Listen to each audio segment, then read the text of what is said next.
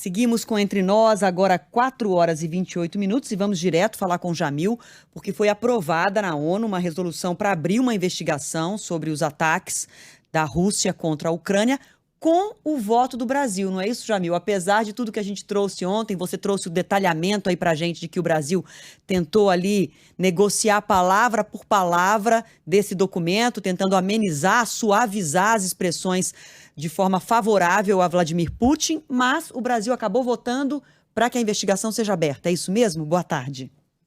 Adriana, boa tarde, Fábio, boa tarde a todos. Antes de mais nada, o Brasil tentou esvaziar, ou pelo menos reduzir a pressão sobre a Rússia, e, Adriana, não conseguiu. A resolução que foi tabulada, que foi apresentada na manhã de hoje aqui em Genebra, foi uma resolução que não atendia aos pedidos brasileiros. Praticamente nenhum dos pedidos brasileiros, sugestões brasileiras de mudança do texto, de mudança basicamente dos artigos propostos, nada daquilo ali foi atendido. O que fez o Brasil? O Brasil acabou cedendo e aceitando e votando a favor da resolução que ele mesmo tinha pedido para suavizar, né? Em primeiro lugar, esse é um dado importante. Segundo, é que depois de votar a favor, o Brasil pediu a palavra, Adriana, para explicar que não estava satisfeito com a resolução, né? Eu voto a favor, mas porque basicamente não tinha como não votar a favor, porque a resolução, em termos de operação, a parte operativa dela, ela só pede uma coisa: a investigação dos crimes nas periferias das grandes cidades ucranianas, como Bucha, por exemplo, e tantas outras que passaram por situações similares. É isso que a resolução diz: dá um mandato para que a ONU faça essa investigação. Esse é vamos dizer assim, a parte central da resolução. O Brasil que queria era modificar a resolução inteira para justamente tirar a pressão sobre Vladimir Putin. Não conseguiu e acabou votando a favor da resolução. O que vai acontecer a partir de agora? A comissão de inquérito que a ONU já tem vai ter agora o mandato para ir investigar e determinar, em primeiro lugar, foi ou não foi crime de guerra. Essa é a primeira constatação que deve ser feita.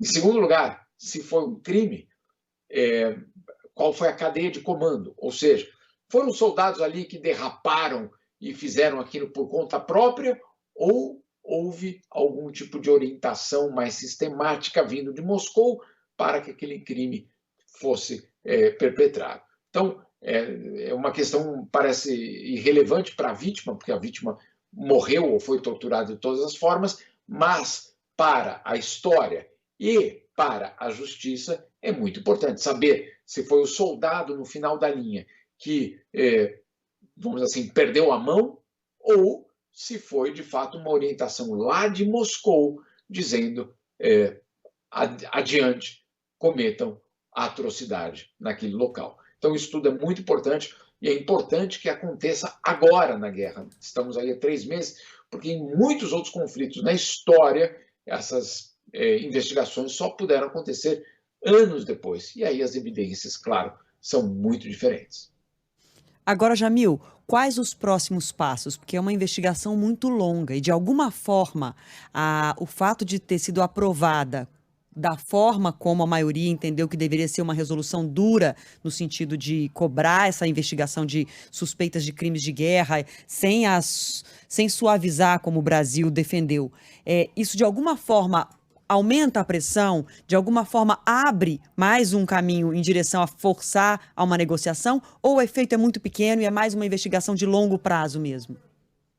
Olha, é uma investigação de longo prazo. Só para a gente colocar num contexto maior, a comissão de inquérito para os crimes da Síria, ela existe, Adriana, há 12 anos. 12 anos, e continua trabalhando. Ela faz justamente esse trabalho de levantar os dados. Agora, o que é que foi pedido hoje na ONU? Para que resultados preliminares sejam apresentados, ou seja, que a comissão vá aos locais e que pelo menos os primeiros indícios possam ser já apresentados para a própria ONU, para que algum tipo de decisão possa ser tomada. Então, o mundo não quer mais esperar 12 anos para tomar algum tipo de decisão. 2 coisas muito interessantes aconteceram hoje também. A Rússia suspensa, né? Foi suspensa do Conselho de Direitos Humanos, ela não tem assento lá. E aí, curiosamente, quem tomou as dores da Rússia, quem defendeu a Rússia, quem disse que a resolução não valia e que não deveria ser aprovada foi a China. A China tomou, basicamente, a função de representar a Rússia. Isso é extremamente importante se a gente pensar em termos geopolíticos. Esse é um primeiro ponto. Um segundo ponto também bastante interessante é que um dos membros da comissão de inquérito é o Pablo de Greiff, que é um colombiano que tem uma larguíssima experiência justamente com guerrilha, com atrocidades no seu país de origem, com situações de conflito e que tem muita experiência justamente nessa apuração. O pai dele, inclusive, foi procurador-geral da Colômbia, então é alguém que tem muita experiência. Os outros membros da comissão de inquérito também, pessoas extremamente experimentadas, não chegaram nesse trabalho anteontem e tem, claro, uma larguíssima experiência. Portanto, existe sim uma expectativa de que nos próximos meses, aí é o que não dá para antecipar mais do que isso, nos próximos meses nós teremos aí as informações de quantos de fato morreram em Bucha e quem pode estar por trás de todos esses massacres.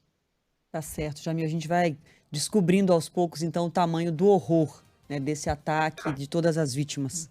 Amanhã, Jamil Chad de volta com a gente pra gente fechar a semana juntos, tá, Jamil? Obrigada demais. Diga, Jamil, você ia dizer mais alguma coisa para finalizar? Ah, desculpa. Não, rapidamente, é só um dos indícios que apareceu justamente hoje na reunião, é de que mais de 1.000 corpos foram já encontrados só ali na região de Kiev.